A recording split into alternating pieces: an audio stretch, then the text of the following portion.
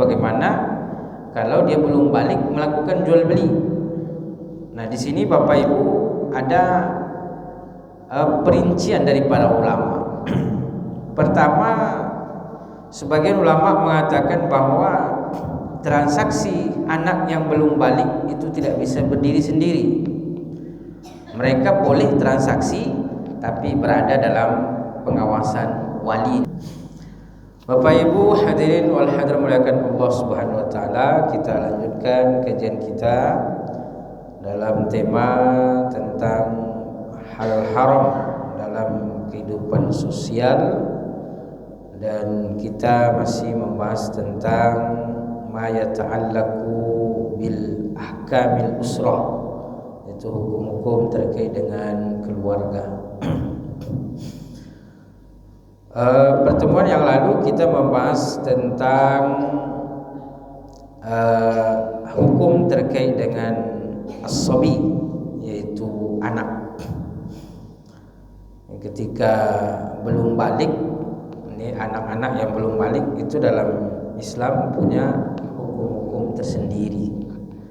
Walaupun syariat itu fokusnya kepada yang sudah balik, tapi juga tidak meninggalkan yang belum balik. Tetap ada hukum-hukum yang berkaitan dengan mereka, berkaitan dengan anak. Nah, kita sebutkan bahwa ibadah mereka sah. Jadi kalau melakukan ibadah maka mendapatkan pahala, lalu kemudian juga orang tuanya mendapatkan sebagai sebab, karena orang tua menjadi sebab kebaikan. Maka oleh karena itu kita diperintahkan oleh Nabi SAW, walaupun anak itu belum balik, tapi diperintahkan untuk menyuruh dalam kebaikan. Kata Nabi SAW, muru auladakum bis salati fi sab'in, perintahkan anak-anakmu untuk sholat di umur 7 tahun. 7 tahun ini rata-rata belum balik. Tapi dengan itu ketika mereka melakukan ketaatan, maka bagaimana mereka mendapatkan pahala dan juga orang tua mendapatkan pahala. Kemudian juga yang terkait dengan anak ini adalah ahkamul uqud, yaitu hukum transaksi mereka, seperti jual beli misalnya. Nah, jadi bagaimana kalau dia belum balik melakukan jual beli. Nah, di sini Bapak Ibu ada perincian dari para ulama. Pertama, sebagian ulama mengatakan bahwa transaksi anak yang belum balik itu tidak bisa berdiri sendiri. Mereka boleh transaksi tapi berada dalam pengawasan walinya, yaitu orang tua. Jadi mereka boleh melakukan jual beli. Anak-anak yang belum balik ini boleh melakukan, sebagian ulama mengatakan boleh mereka melakukan jual beli, tapi transaksi mereka ini, jual beli mereka ini adalah berada pada pengawasan orang tua, walinya. Jadi tidak berdiri sendiri. Nah, belum berdiri sendiri transaksinya. Kenapa? Karena belum balik. Ini Bapak Ibu terkhusus pada transaksi-transaksi yang sifatnya besar. Nah, misalnya mungkin jual beli motor, jual beli mobil, jual beli rumah. Nah, ini tentu yang belum balik ini tidak bisa berdiri sendiri, maka harus berada di bawah pengawasan orang tuanya. Kenapa? Karena khawatir menimbulkan mudarat. Karena mungkin orang belum balik itu kan biasanya pikirannya belum sempurna, akalnya. Walaupun secara real kita melihat ada yang belum balik misalnya, tapi sudah cerdas, sudah hebat dalam berbisnis, sudah hebat mengatur keuangan. Kadang-kadang yang belum balik lebih pintar pula daripada yang sudah balik. Tapi secara dominan terkadang karena belum balik ini akalnya belum sempurna, sehingga bisa jadi melakukan transaksi yang barangkali merugikan dirinya. Seperti misalnya dia ada warisan karena dia ingin kesenangan sementara, sehingga dia jual misalnya dengan harga murah. Maka transaksi anak yang belum balik ini menurut sebagian ulama, terutama mazhab Syafi'i, itu tetap berada di bawah pengawasan orang tua. Jadi tidak berdiri sendiri. Nah, ini tergantung orang tua memberikan legal atau tidak gitu.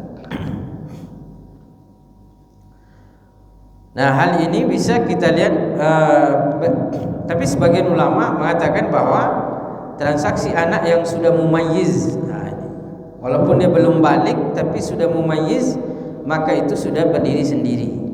Artinya sudah boleh melakukan transaksi secara sendiri. Ini mazhab Hanafi. Kalau mazhab Hanafi, anak-anak yang sudah mumayyiz itu,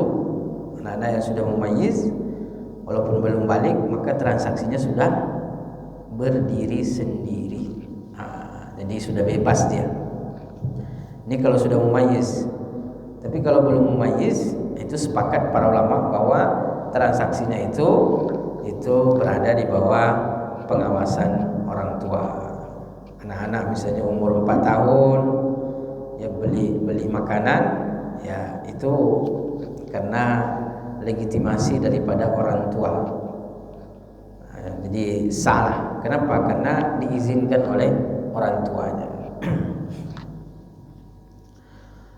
Ini terkait dengan transaksi dalam jual beli. Sehingga para ulama kemudian memberikan rambu-rambu agar apa? Agar anak yang belum balik ini jangan sampai transaksinya itu memudaratkan dirinya. Kemudian juga Bapak Ibu, yang terkait dengan hukum anak ini adalah al-hibah, aqdul hibah. Itu hibah, pemberian hibah. Nah, kalau ada hibah yang diberikan kepada anak walaupun dia belum balik, maka hibahnya itu sudah berlaku. Jadi mereka sudah berhak untuk menerima. Kalau ada yang memberikan hibah,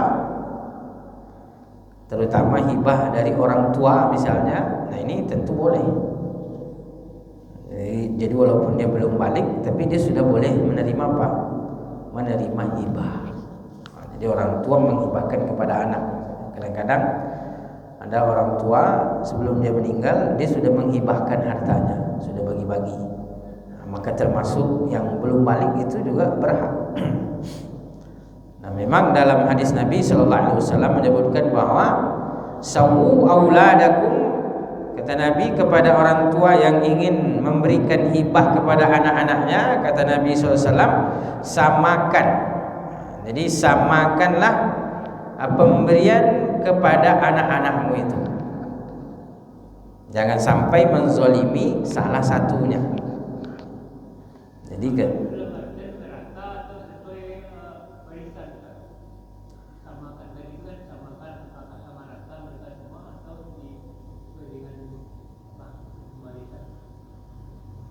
kalau bisa sama rata dan itu adil, itu lebih bagus, Pak. Jadi dia sama rata tapi adil. Akan belum tentu sama rata itu belum tentu adil, Pak. Jadi kalau bisa sama rata plus adil, itu yang lebih baik. Tapi inti poinnya di sini samakan itu adalah lebih kepada adilnya. Kenapa? Karena intinya itu dilarang menzalimi salah satunya.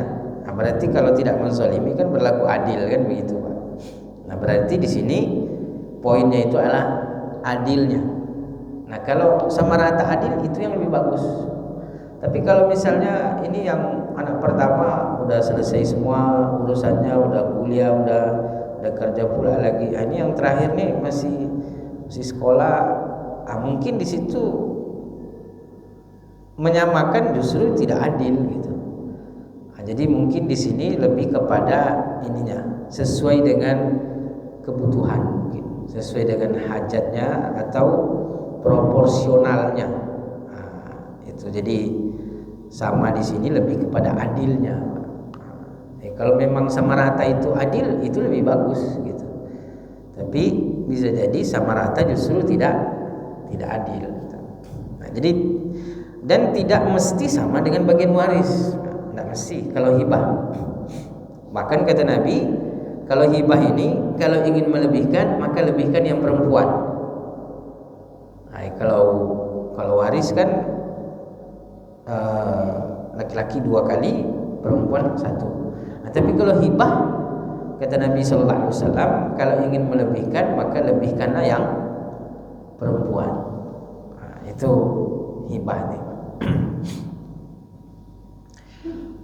Nah, jadi kalau ada hibah itu mereka sudah berhak. Jadi anak-anak yang belum balik itu mereka berhak juga, dan berhak untuk mendapatkan hak yang sama, adil, diperlakukan secara adil. Karena hibah ini kan boleh, hibah dari orang tua kepada anak ini boleh.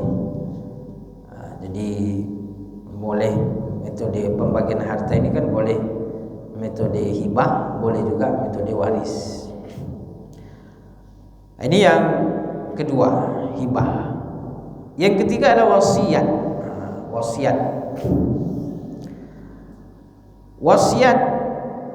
Wasiat dari orang lain itu boleh. Jadi kalau ada wasiat misalnya dari orang lain diwasiatkan kepadanya, itu boleh dia menerima. Nah, tapi ada hal wasiat baginya tidak boleh, yaitu adalah wasiat orang tua tadi. Karena dia ahli waris. Anak ini kan otomatis jadi ahli waris. Kalau ahli waris tidak boleh mendapatkan wasiat, karena dia sudah ada jatah warisnya. Makanya kata Nabi SAW, la wasiyata liwarisin, tidak ada wasiat bagi ahli waris. Jadi tidak boleh memberikan wasiat kepada ahli waris.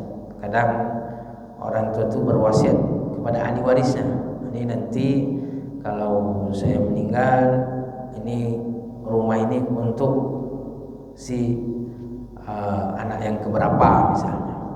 Nah, kalau itu wasiat tidak berlaku, karena tidak boleh ada wasiat untuk ahli waris. Wasiat itu untuk selain daripada ahli waris.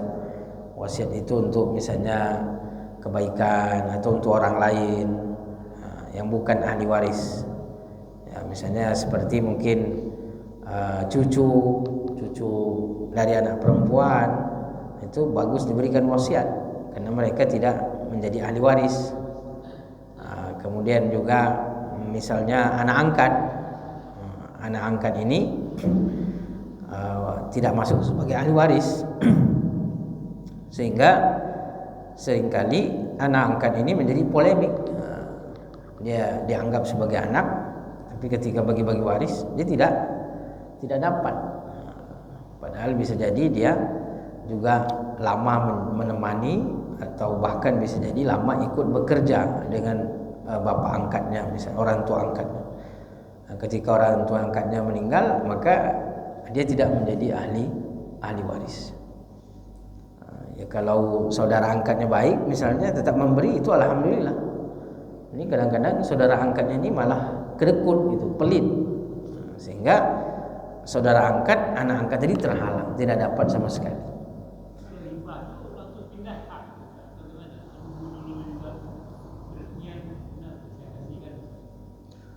Iya, kalau hibah langsung dia berlaku ketika itu, kecuali kalau hibahnya misalnya di ta'liq, misalnya hibahnya digantungkan. Nanti ini saya hibahkan, tapi misalnya 1 tahun lagi. Itu ada ininya, misalnya ada periode waktunya gitu. Tapi kalau tidak ada, langsung berlaku, Pak. Langsung berlaku. Ini saya hibahkan, diterima, udah langsung. langsung berlaku gitu, langsung.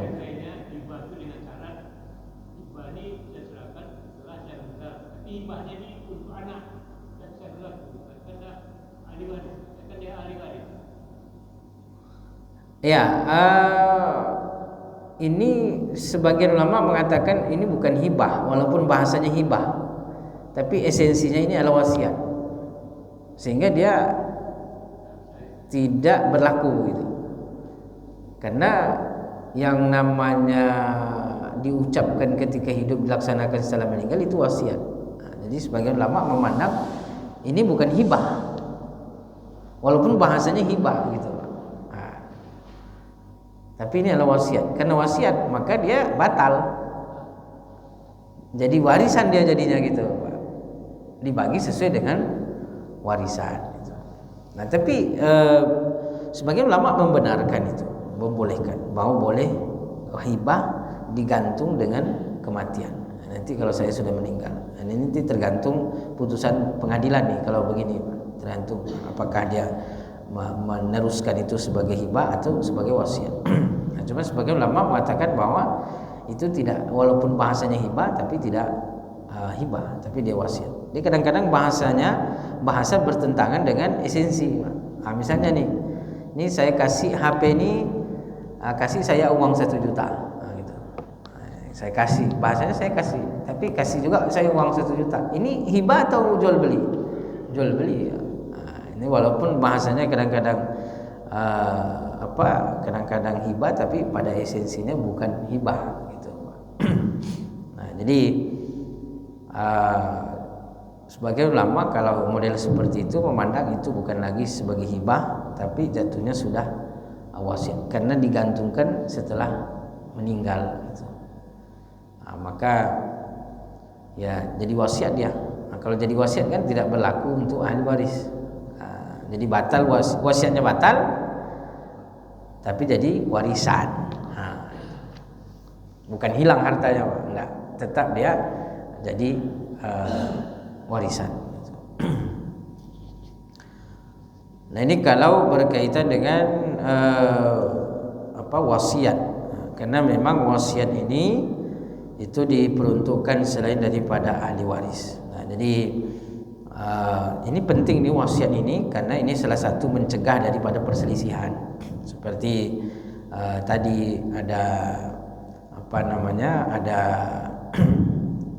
anak angkat, yang mana ketika orang tua meninggal bisa jadi saudara-saudaranya tidak mau memberi gitu. Nah, maka orang tuanya mencegah terjadinya perselisihan dengan cara wasiat.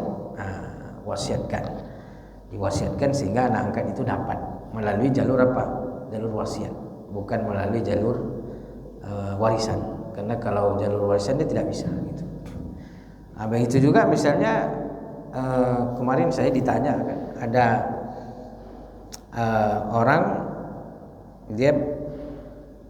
seseorang nih punya saudara laki-laki 1, perempuan. Punya saudara laki-laki 1, dan dia juga punya saudara perempuan 2 orang. Jadi mereka bersaudara 4 orang. Punya saudara perempuan 2 orang, laki-laki 1. Dia perempuan. Dia nih tidak punya anak sama sekali, tidak punya suami. Lalu kemudian saudara perempuannya dua-duanya sudah meninggal lebih dulu, tapi punya anak. Lalu kemudian dia meninggalkan 1 saudara laki-laki. Tapi ketika dia sakit nih Bapak Ibu, ini yang merawat adalah keponakannya dari saudaranya yang sudah meninggal. Dia punya saudara perempuan yang punya anak, itu ponakannya kan gitu. Nah, itu yang merawat dia selama dia sakit, itu ponakannya yang merawat dia gitu. Yang intinya mengurus dia, merawatnya, menjaganya gitu. Nah, ini ketika dia meninggal, seluruh harta itu jatuh kepada saudara laki-laki secara warisan, jatuh kepada saudara laki-laki. sehingga keponakan ini terhalang oleh paman, kan begitu, terhalang oleh paman, dan pamannya ini tidak mau peduli dengan itu, sehingga kasihan ponakan tadi. Dia ponakannya itu yang mengurus, ponakannya itu yang menjaga, merawat selama dia sakit. Ternyata ini walaupun mungkin keponakannya itu ikhlas mengurusnya, menjaganya, tapi kan kasihan. Maka ini mestinya itu ada wasiat untuk keponakan, karena dia tidak menjadi ahli waris di situ. Seluruh harta akan jatuh kepada apa? Seluruh harta akan secara warisan jatuh kepada saudara laki-laki, karena dia tidak punya anak. Karena kalau tidak punya anak kan, maka harta jatuh kepada saudara.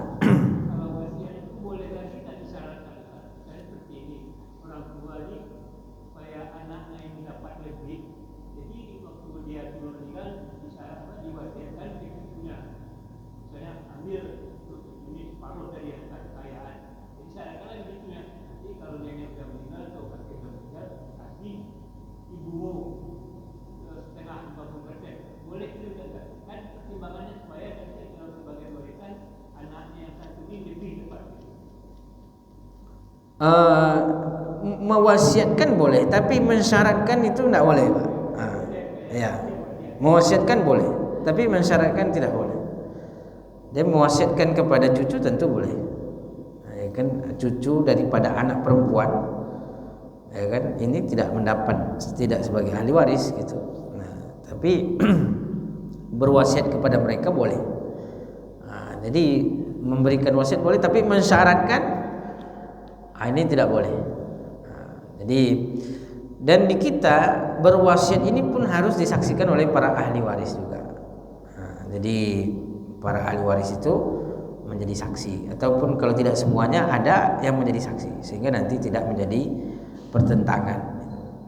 Jadi Islam ini luar biasa. Jadi mensyariatkan waris, mensyariatkan wasiat, mensyariatkan hibah. Jadi sebenarnya insya Allah nih, kalau 3 hal ini diperhatikan, kewarisan, wasiat, hibah, insya Allah sebenarnya memberikan solusi yang luar biasa, tidak akan menimbulkan perselisihan, persengketaan gitu. Kenapa? Karena diperhatikan hal yang ini. Dia tidak dapat jalur waris, tapi jalur wasiat, jalur hibah.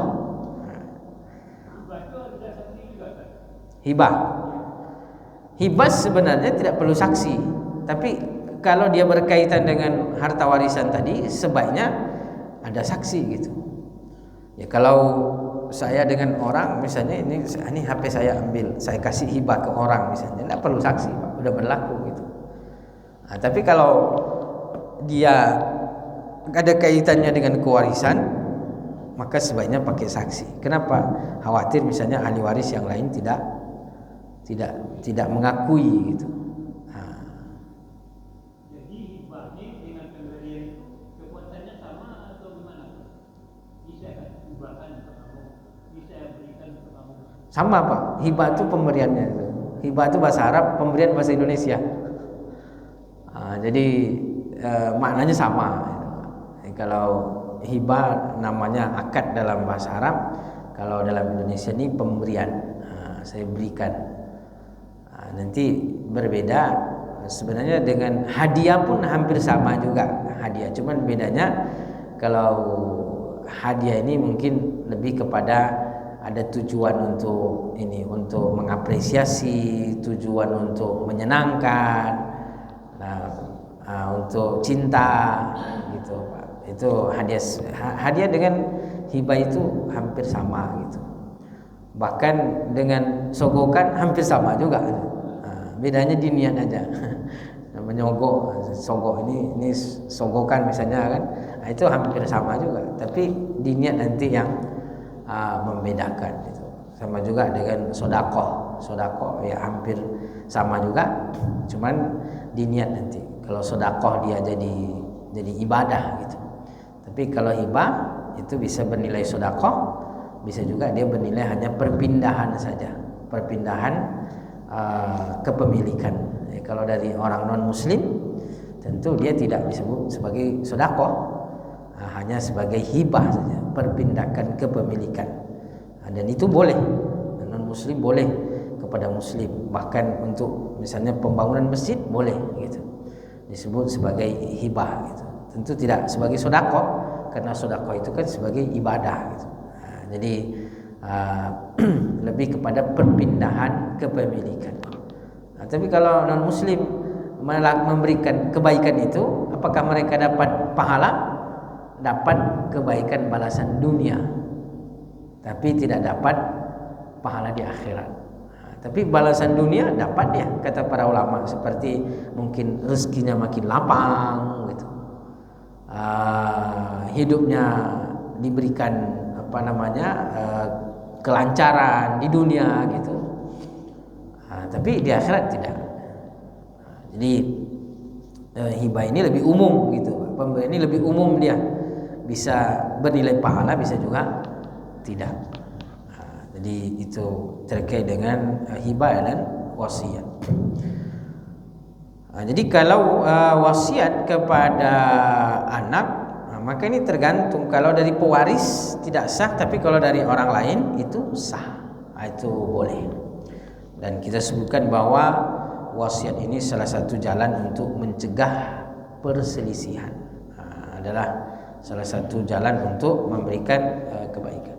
Iya Pak, silakan.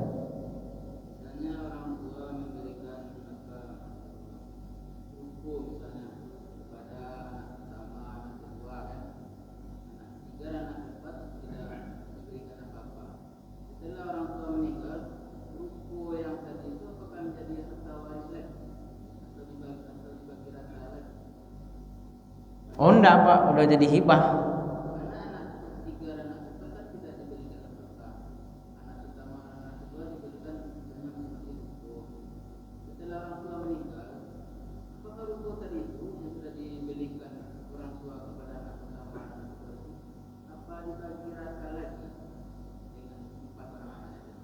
Enggak Pak, udah berlaku hibahnya.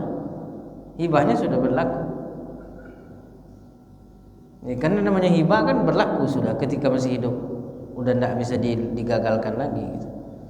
Kecuali kalau ada indikasi kezaliman, menzalimi ahli waris yang lain, maka mungkin bisa dibatalkan, dijadikan sebagai hibahnya, dibatalkan, dijadikan sebagai warisan.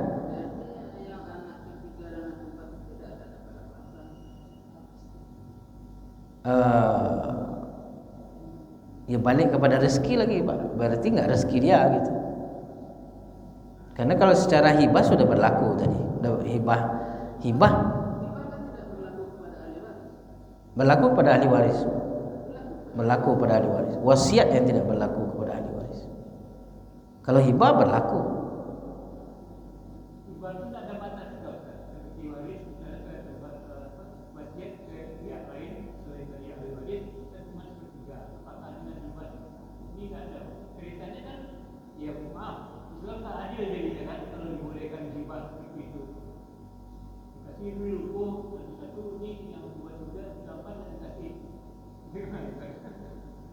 Hibah secara hukum syariat itu tidak ada batas, tidak ada batas. Jadi makanya kan Abu Bakar Siddiq radhiyallahu anhu itu pernah menghibahkan seluruh hartanya. Ketika datang kepada Nabi, ya Rasulullah, ini hartaku. Kata Nabi, apa yang kamu tinggalkan untuk keluargaku? Kata Abu Bakar, taraktullaha wa rasulah. Berarti tidak ada yang tinggalkan. Berarti semuanya diterima oleh Nabi, diterima oleh Nabi. Ini menunjukkan bahwa hibah itu tidak ada batas, boleh saja. Nah, hanya saja di hukum kita untuk kemaslahatan ahli waris, hibah dibatasi 3/3. Hibah dibatasi 1/3 di hukum kita untuk kemaslahatan ahli waris. Jadi tidak boleh lebih daripada 1/3 gitu. Nah, terkait dengan menghibahkan sebagian kepada ahli waris yang lain tidak. Nah, ini balik tadi bahwa orang tua harus berlaku adil. Orang tua itu harus berlaku adil. Maka tidak boleh orang tua menzalimi salah satunya. Tapi kalau sudah real terjadi seperti tadi, anak 1, 2 dapat, yang ketiga dan yang keempat tidak dapat, apakah ini terjadi kezaliman? Ada unsur kesengajaan sehingga nanti ketika diadukan ini bisa jadi dibatalkan secara pengadilan sehingga tidak jadi hibah, maka akan menjadi kewarisan. Tapi kalau tidak ada unsur misalnya menzalimi, ya bisa jadi karena ada pertimbangan-pertimbangan tertentu, yang ini dikasih ini tidak. Mungkin dia ini yang dapat, yang lain ini dapat ini, misalnya begitu. Bisa jadi yang pertama kedua itu dikasih ruko, yang 3 dan 4 mungkin dikasih emas 1 kilo kan, kita tidak tahu gitu Pak. Jadi kita tidak tahu secara, kalau misalnya tidak ada unsur kezaliman, maka hibah itu berlaku Pak, tidak bisa dibatalkan. Nah, tapi kalau ada unsur kezaliman, yang ahli waris yang tidak dapat hibah tadi itu bisa menggugat hibah tadi itu, sehingga bisa jadi hibahnya dibatalkan, maka dia menjadi kewarisan. Karena kadang-kadang hibah itu ada yang tidak diakui, seperti misalnya menghibahkan sesuatu ketika dia dalam kondisi sakit keras, itu tidak berlaku juga hibahnya gitu. Makanya kan sering kita lihat film tuh, Indosiar misalnya kan, kalau dia udah sekarat dipaksa dia tanda tangan kan, itu tidak berlaku dalam Islam. Jadi kalau sudah sakit parah, transaksi itu sudah tidak berlaku lagi. Maksudnya lebih kepada mungkin ada yang berlaku, tapi lebih kepada tidak lagi diakui. Kenapa? Karena ada namanya tuhmah. Tuhmah itu ada dia kemungkinan berlaku tidak relevan. Karena yang pertama tadi sakit keras, yang kedua takutnya dia melakukan hal-hal untuk menghalangi ahli waris yang lain.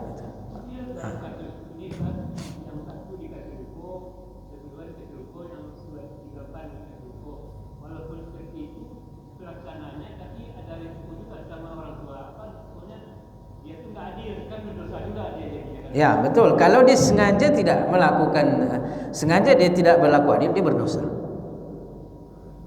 Tapi kalau dia ada pertimbangan khusus, sehingga dengan itu justru dia merasa berlaku adil, itu Allah alam.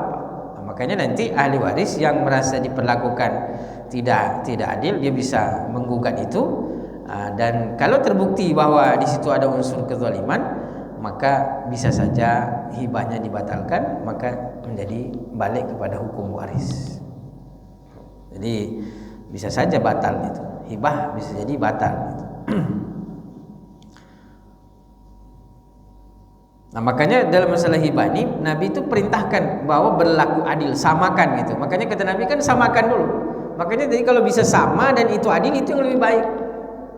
Karena ketika sama kan ini mencegah daripada persepsi tidak adil gitu. Walaupun nanti sebenarnya adil itu sendiri tidak mesti kadang sama gitu. Jadi intinya bahwa kalau wasiat dari orang tua itu tidak berlaku untuk ahli waris, kecuali ini ada pengecualian, kecuali kalau seluruh ahli waris setuju. Jadi misalnya ini rumah untuk anak terakhir misalnya, mereka bersaudara 5 orang, yang 4 orang ini setuju, ya sudah, berarti kewarisan wasiat itu berlaku. Jadi memang wasiat secara dasar, wasiat tidak boleh untuk ahli waris. Tapi kalau ada wasiat untuk ahli waris dan disetujui oleh seluruh ahli waris, maka wasiat itu dilaksanakan. Tapi kalau misalnya seperti tadi 5 orang ahli waris, yang dapat wasiat 1, yang 3 orang setuju, 1 orang tidak setuju, tetap tidak bisa dilaksanakan. Jadi la wasiyata liwarithin, tidak ada wasiat untuk ahli waris illa biridha al-warith, kecuali keridhaan daripada para ahli waris.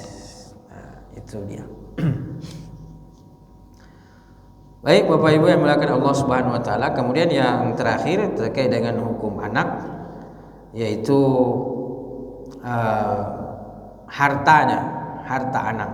Nah, ini bagaimana status harta anak? Ini ada dalam hadis disebutkan bahwa anta wa maluka li abik. Engkau dan hartamu adalah milik orang tuamu. Ini ada hadis seperti itu. Bahwa engkau dan hartamu adalah milik orang tuamu. Nah, bagaimana memahami hadis ini? Apakah anak dan harta itu milik orang tua? Jadi orang tua boleh mengambil saja harta anaknya tanpa izin misalnya. Nah, di sini kata para ulama tidak begitu maknanya.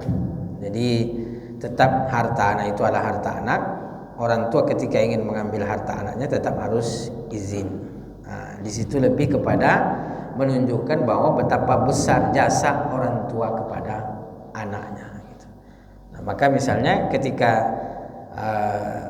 suami meninggal, maka di situ kan ahli waris anak istri dan anak misalnya. Nah, maka istri dapat 1/8, sisanya untuk anak. Nah, di sini kadang-kadang anak itu segan untuk membagi. Nah, jadi kalau mereka ikhlas bagian mereka belum dibagi, dinikmati oleh ibunya, tidak ada masalah.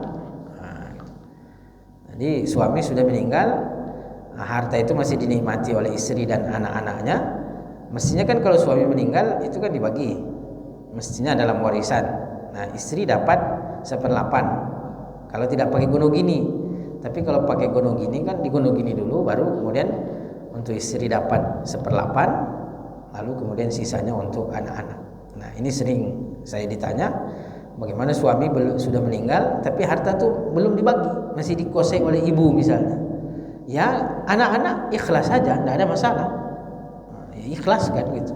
Ya kan bagian mereka ada warisan di situ, ya ikhlaskanlah untuk ibunya. Tapi sebaiknya lebih bagus dibagi.